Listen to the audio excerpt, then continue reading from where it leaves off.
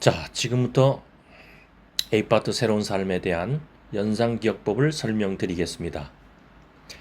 A파트를 대표하는 커다란 수레바퀴 이미지에 먼저 6개 그룹의 위치를 설정하고 그 의미를 설명드리면 6개 그룹의 위치를 기억할 수 있습니다. 그 후에 그룹별 위치에 2개씩의 이미지를 배치시켜 총 12개의 성경 구절을 연상 암기할 수 있도록 합니다. A파트는 중심 대신 그리스도, 그리스도께 순종, 말씀, 기도, 교제, 증거 이렇게 총 6개의 그룹으로 구성됩니다. 첫 번째 그룹인 중심 대신 그리스도는 마차바퀴의 중심 부분이 중심 대신 그리스도를 의미하므로 그림처럼 바퀴의 중심 부분에 위치시킵니다. 그리스도께 순종은 마차바퀴가 굴리는 사람의 의도에 따라 가장자리 부분이 굴러가면서 순종하는 의미로 바퀴의 가장자리 오른쪽 위쪽에 위치합니다. 다음은 바퀴의 4개의 휠에 의미를 부여합니다. 4개의 휠 중 수직의 2개와 수평의 2개의 휠로 나누어 상하 수직 관계는 하나님과 사람의 관계를 나타내며 따라서 말씀은 위로부터 내려오는 것이니 위쪽 휠에 위치합니다. 기도는 이 땅에 있는 우리가 하는 것이니 아래쪽 휠에 해당합니다. 좌우에 있는 휠은 수평 관계에 있는 사람들 간의 관계를 나타내며 먼저 믿는 자들과의 교제는 왼쪽에 위치하고 믿지 않는 자들에게 우리가 해야 할 증거하는 삶을 의미하는 증거는 오른쪽 휠에 위치시킵니다. 자, 이제 6개의 그룹별 위치 설정이 되었으니 그룹별로 할당된 위치에 2개씩의 이미지와 스토리를 기억하여 각각의 성경 말씀과 장절이 연상될 수 있도록 하는 단계로 넘어갑니다. 먼저 마차바퀴의 가운데에 설정된 중심 대신 그리스도에 해당하는 그룹부터 시작합니다. 마차바퀴의 중심부를 우리 심령의 중심으로 연상하여 우리의 심령에 주님이 계시지 않으면 영적 고갈이 된다라고 연상 스토리를 설정합니다. 여기서 고갈의 고는 고린도후서, 고갈의 갈은 갈라디아서를 의미하기 때문에 이 그룹에는 고린도후서와 갈라디아서 말씀이 있는 것을 기억할 수 있습니다. 여기서 왜 고린도전서가 아니고 후서인지는 각각의 연상 이미지에서 추가로 설명이 됩니다. 자, 첫 번째 이미지의 연상 스토리를 설명드립니다. 창조주이신 하나님은 나를 새로운 피조물로 만드시기 위해 진흙으로 빚으시면서 코에 생기를 후 하고 불어 넣으시고 잘 굽기 위해서 오일을 칠하시고 가마솥에 넣어 구우신다고 연상하는 것입니다. 이렇게 이미지와 연상 스토리를 기억하면 새로운 피조물이라는 이미지 하나로 그런즉 누구든지 그리스도 안에 있으면 새로운 피조물이라 로 시작되는 해당 성경 구절을 연상할 수 있으며 코에 생기를 후 하고 불어넣으니 전서가 아니고 후서가 되고 몸에 오일을 칠했으니 여기서 5.17, 즉 5장과 17절이 되는 것을 연상할 수 있습니다. 따라서 고린도 후서 5장 17절이 됩니다. A파트의 이미지를 잘 보면서 설명을 따라오셔야 합니다. 자, 하나 더 해보겠습니다. 두 번째 그림은 나와 그리스도가 함께 십자가에 달려있는 이미지입니다. 따라서 이 이미지만 보면 내가 그리스도와 함께 십자가에 못 박혔나니로 시작하는 성경 구절을 연상할 수 있으며 내가 그리스도와 함께 둘이 십자가에 못 박혀 달려 있으니 2장이 되고 십자가가 둘이 필요하니 20절이 되게 됩니다. 따라서 갈라디아서 2장 20절이 됩니다. 다음은 그리스도께 순종인 두 번째 그룹입니다. 믿음의 조상인 아브라함은 하나님의 명령에 순종하기 위해 이삭을 데리고 어디로 갔을까요? 물론 모리아산으로 갔죠.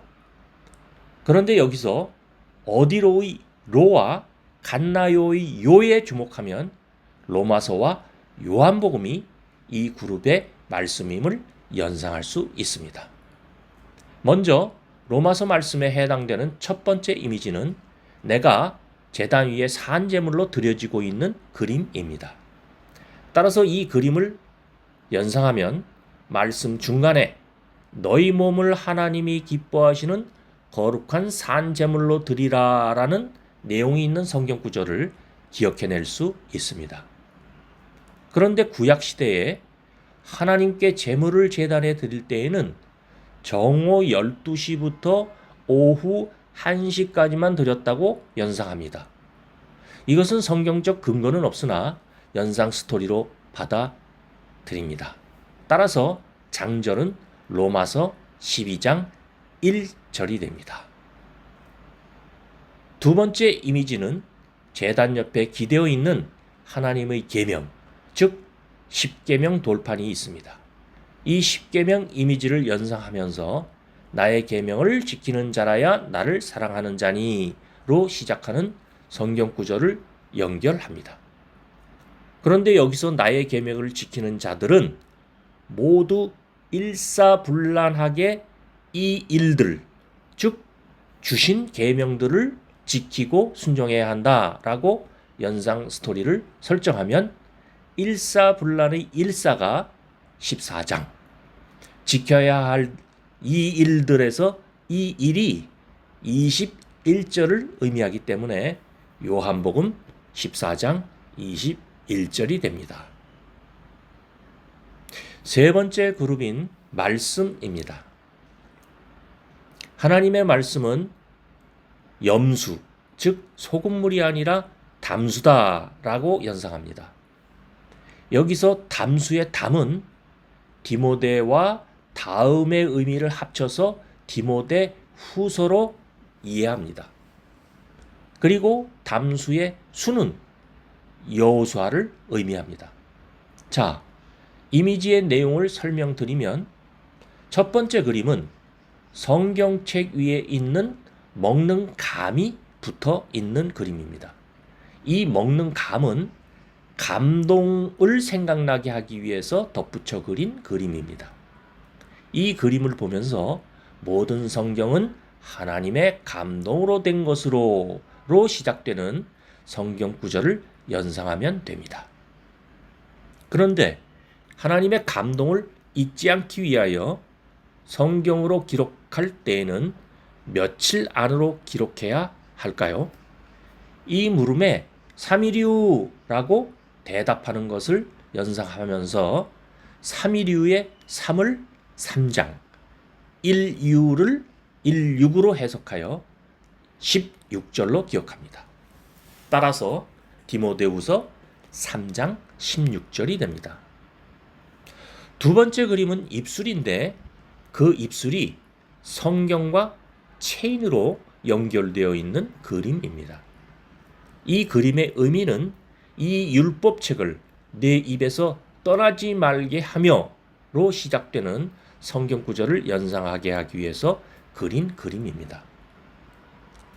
그런데 여호수아는 가나안 정복 전쟁을 시작하기 전에 전쟁 가능 연령인 20세의 3년 전인 18세부터 율법책을 주어 주야로 묵상하게 했다고 연상하는 것입니다. 그러면 여기서 18세를 1장과 8절로 나누어서 여호수아 1장 8절로 기억합니다. 다음은 네 번째 그룹 기도입니다. 기도는 하나님께 요구하지 말고 빌어야 한다라는 의미로 연상하면 요구의 요는 요한복음, 빌어야 한다에서 빌은 빌립보서로 기억하는 것입니다. 그리고 첫 번째 그림의 내용은 예수님이 겉옷을 뒤집어 입고 계신데 거기에 그림이 그려져 있는데 우리가 빙 둘러서 있고 가운데에 말이 그려져 있는 그림입니다. 이 이미지는 너희가 내 안에 거하고 내 말이 너희 안에 거하면으로 시작하는 말씀이 연상되게 하기 위해서 만든 이미지입니다. 예수님이 겉옷을 뒤집어 입으신 이유는 5.17이 범벅이 되어 더러워서 뒤집어 입으셨다고 연상합니다. 따라서 5.17을 앞부분만 뒤집으면 157이 되고 이것을 요한복음 15장 7절로 연상합니다. 두 번째 그림은 아기 염소 4마리가 다정하게 모여있는 이미지입니다. 여기에 아기의 아, 염소의 염, 다정하게의 다 모여있는 모를 묶으면 아염 다모가 되고 4마리의 염소 이미지를 보면서 아염다모로 연상합니다. 이 아염다모는 아무것도 염려하지 말고 다만 모든 일에로 시작하는 성경 구절의 첫 자들과 또한 일치하기 때문에 성경 구절을 연상시키는 데도 도움을 줍니다. 그리고 하나님께 빌 때 아기 염소 4마리만 드리는 것은 너무 유치하다라고 연상 스토리를 기억하면 4마리는 4장, 유치하다의 유치는 6절, 7절로 해석해서 빌립보서 4장 6, 7절로 기억합니다. 다섯 번째 그룹인 교제입니다. 교제는 성도들 간에 마희하는 것이 좋다라고 연상합니다. 발음이 약간 경상도식으로 됐구나라고 이해하시면 됩니다. 여기에서 마희의 마는 마태복음, 희는 히브리서를 의미합니다. 첫 번째 그림은 세 사람이 교제하기 위해 모여있는 그림입니다. 그리고 중간에 있는 십자가는 내 이름으로 모인 곳이라는 의미를 나타냅니다. 그런데 이 모임은 여호수아가 그랬던 것처럼 18세부터 20세까지로 연령 제한이 되어 있는 모임이다 라고 연상하여 18세는 18장, 20세는 20절로 기억해서 마태복음 18장 20절로 기억합니다. 두 번째 그림은 서로 등을 대고 얼굴만 돌아보는 모습입니다. 서로 사이가 좋아 보이지 않습니다. 이 그림을 보면 서로 돌아보아 사랑과 선행을 격려하며로 시작하는 성경 구절을 연상해낼 수 있습니다. 또한 장절은 우리는 사이가 안 좋아 맨날 시비만 거는 사이요라고 연상하면 시비 사이요를 10 그리고 이사 이요로 분리할 수 있기 때문에 히브리서 10장 이사 이요 즉 24절 25절로 기억할 수 있습니다. 마지막 여섯 번째 그룹 증거입니다. 우리가 하나님을 증거하고 복음을 전하려면 무엇으로 해야 할까요? 말로 해야 한다라고 연상합니다. 여기서 말로의 말은 마태복음, 로는 로마서를 나타냅니다. 여기서 말이 나온다고 해서 말라기로 연상하지 마십시오. 72구절 중 말라기 말씀은 없습니다. 첫 번째 그림은 배에서 그물을 내리는 베드로의 모습인데 입고 있는 옷이 옛날 고등학생 교복을 입고 있는 이미지로 기억합니다. 그리고 이런 모습이었던 베드로를 예수님이 제자로 부르셨다고 연상합니다. 또한 베드로가 입고 있는 학생 교복을 보고 4.19 학생 의거를 연상하여 마태복음 4장 19절로 장절을 기억합니다. 두 번째 그림은 박정희 대통령이 홀딱 벗은 알몸으로 부끄러워하면서 성경책으로 자신을 가리고 있는 이미지입니다. 이 그림으로 내가 복음을 부끄러워하지 아니하노니 라고 시작되는 성경 구절을 연상하고, 박정희는 당연히 5.16이 따라와야 하겠지만 부끄러워 4를 뺀 116으로 해서 5.16을 숨겼다고 생각하면 장절은 로마서 1장 16절이 됩니다. 이것으로 A파트 연상 기억법을 마치겠습니다.